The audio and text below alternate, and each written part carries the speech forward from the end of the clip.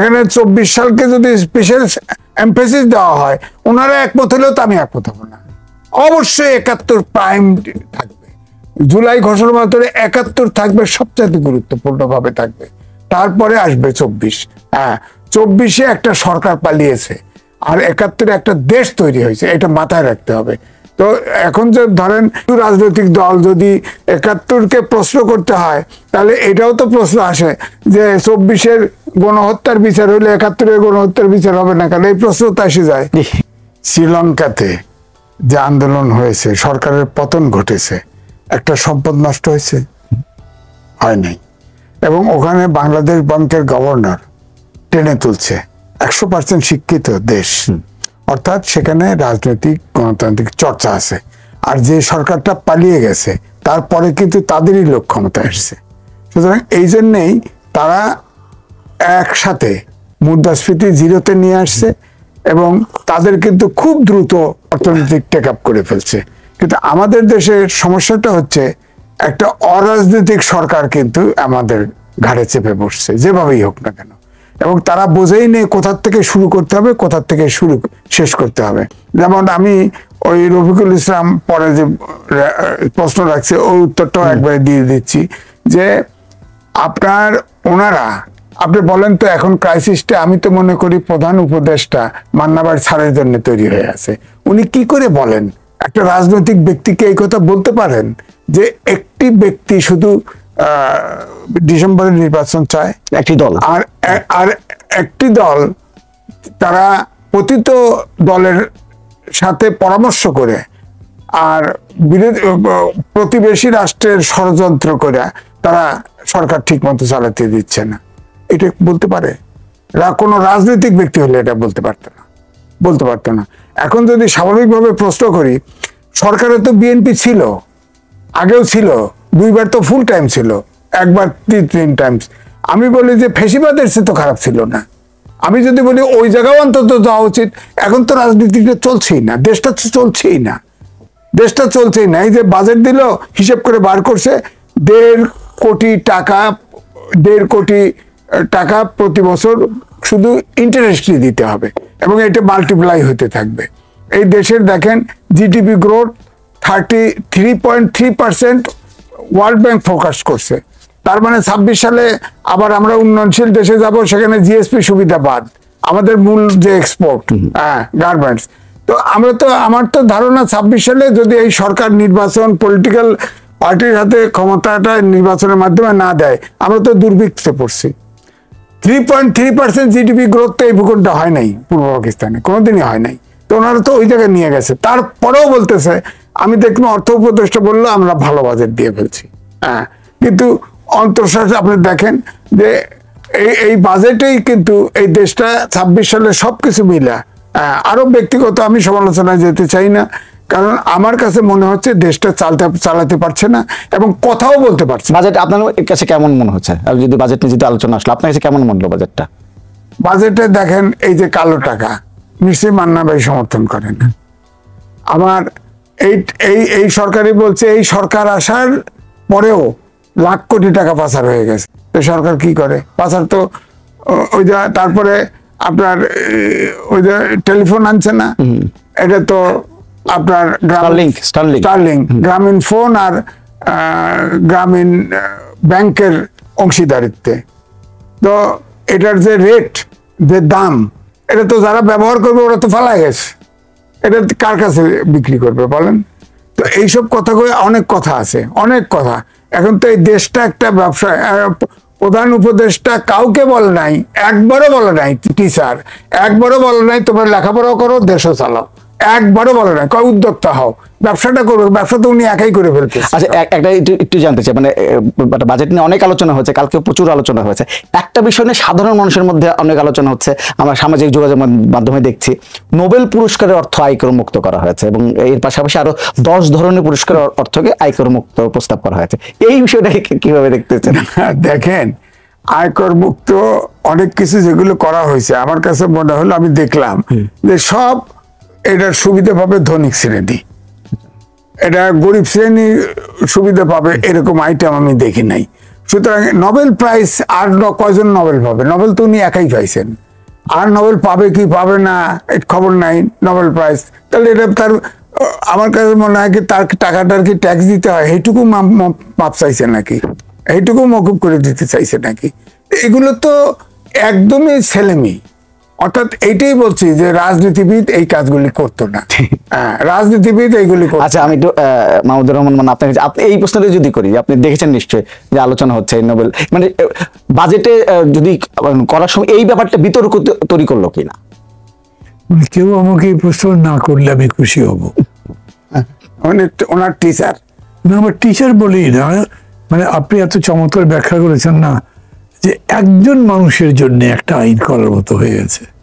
আচ্ছা, এটা বলতে ইচ্ছে করে না, মানে এতগুলো বছর পরে, এত সংগ্রামের পরে, এত বড় বড় কথা বলবার পরে, সাচ এ বিগ ম্যান, তার আমলের বাজেট এই প্রপোজিশন আসা উচিতই ছিল না। আচ্ছা, মানে বাজেটটা পছন্দ হয় না আপনার? পুরো না, বাজেট বলছি এই না, আপনি যে particular প্রশ্নটা করেছেন সেইটার কথা বলছি। না না, এমনি বাজেট আর বাজেট যদি বলেন তাহলে আবার জিডিপি এই এত ফল করবে কেন? আপনার ক্যালকুলেশন এটা এত ফল করবে কেন? এর বাইরে যদি বলেন তো আমাদের ইকোনমির অবস্থা তো আসলে খুব ভালো ছিল না, এখনো নাই। এইটাকে আবার ভালো করবার মতো কি কি পদক্ষেপের মধ্যে আছে? ইন্ডাস্ট্রির উপর তো কোনো পলিসি নেই অলমোস্ট। শিল্পকে কি করে আরো বেশি নিজের পায়ে দাঁড়াতে পারবে, আরো ভালো করতে পারবে, এগিয়ে যেতে পারবে, এগুলো কিচ্ছু এই জায়গায় নেই। কৃষির উপরেও কোনো কিছু নাই। আমাদের ইকোনমির বেস তো দুটো, যেটা বড় করে বলি কৃষি, তারপরে বলি শিল্প, তারপর অন্যান্যগুলো বলি, দুটোর উপরে কোনো অ্যাটেনশনই দেওয়া হয় নাই। আর ধরেন ওই যেটা উনি বললেন যে ট্যাক্স ইত্যাদি যেটা করা হয়েছে, যারা শিল্পপতি তারা সবাই মনে করেন শুধু তাদের উপর চাপ দেওয়া হয়েছে, কিন্তু কাজের কাজ তাতে কোনো রেভিশন দেওয়া হয়নি।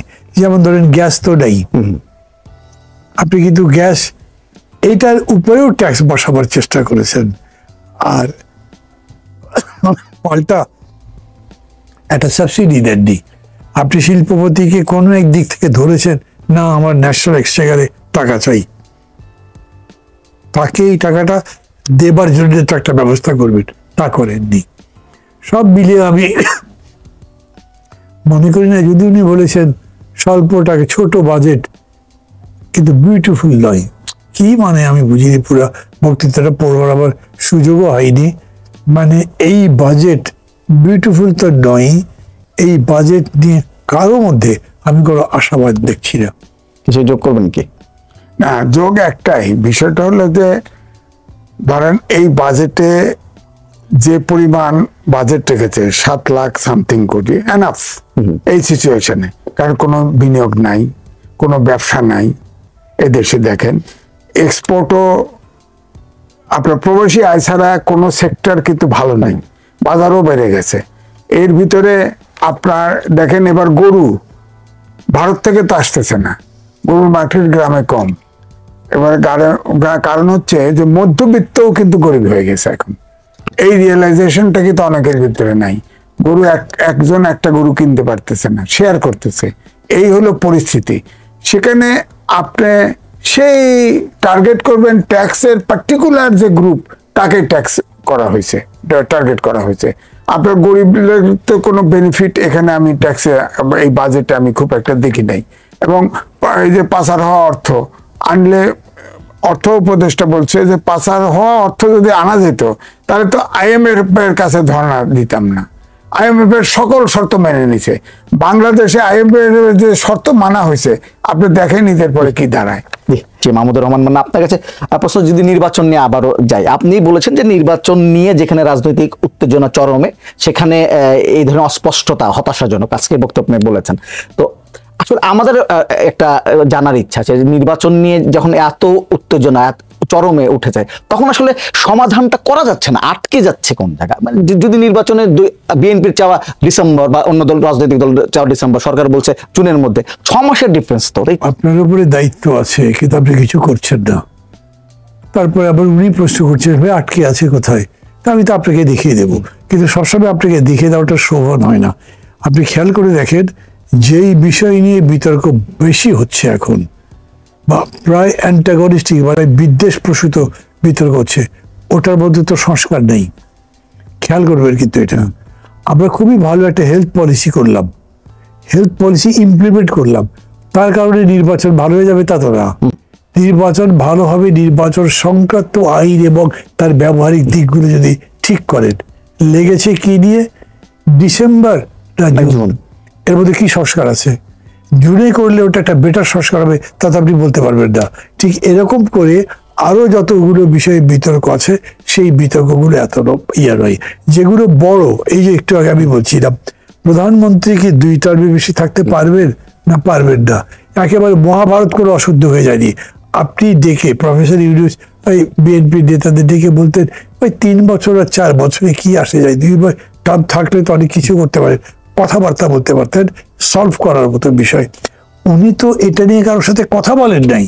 উনি যদি মনে করেন যে প্রফেসর আইরিয়াসকে দিয়ে সব বড় বড় রাজনীতিবিদকে উনি ম্যানেজ করে এক জায়গায় নিয়ে আসতে পারবেন, দেন হি ইজ রং। কথাটা আমি ওনাকে বলেছিলাম, আমি বলেছিলাম স্যার দেখেন আমেরিকাতে কি হয় তা আমি জানি না, বা ইউরোপের অন্যান্য দেশে কি হয় তা আমি জানি না, কিন্তু আমাদের দেশের মানুষ হিরো ওয়ার্শিপার, ওরা নেতাকে চায়।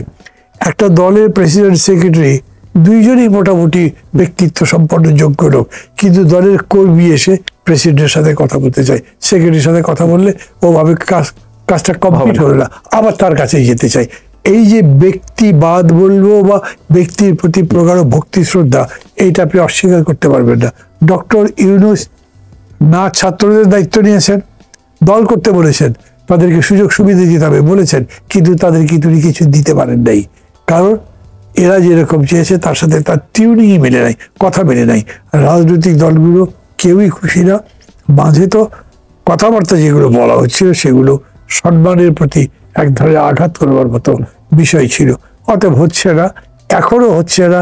আমি বলে রাখি আজকে আপনাদের এখানে, যেই পদ্ধতিতে তারা এগোচ্ছেন এই পদ্ধতিতে তারা একটা সফল গ্রহণযোগ্য কোয়ালিটি নির্বাচন পাড়ি দিতে পারবেন না। আপনার মন্তব্য জানতে চাই। আছে কোথায়? আমি মান্না ভাইয়ের সাথে একমত হয়েও আমি একটু আশাবাদ ব্যক্ত করতে চাই যে আমার ধারণা যদি ডক্টর মোহাম্মদ ইউনূসের মধ্যে রিয়েলাইজেশন আসে তাহলে সমাধান হবে। কারণ তিনি প্রথম যে বক্তব্য রেখেছিল আমি বলেছি যে যতটুকু রাজনৈতিক দল একমত হয় ততটুকু নিয়ে নির্বাচনে যাব, জানলে জাতিকে জানায় দিক। তারা তো দিয়ে দিছে রিপোর্ট, এবং আলী রিয়াজ সাহেব তো ওনারই সহসভাপতি, উনি তো বলছেনই যে জায়গায় ঐক্যমত হবে সেটা দিয়েই জুলাই সনদ হবে, বাস নির্বাচনে যাবে।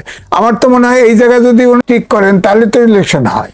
ইলেকশন দিক না, নির্বাচিত গভর্নমেন্ট, এখন তো দেশ চলছে না, অন্তর্বর্তীকালীন সরকারে কেউ কোনো দেশি বিদেশি কোনো বিনিয়োগ নাই।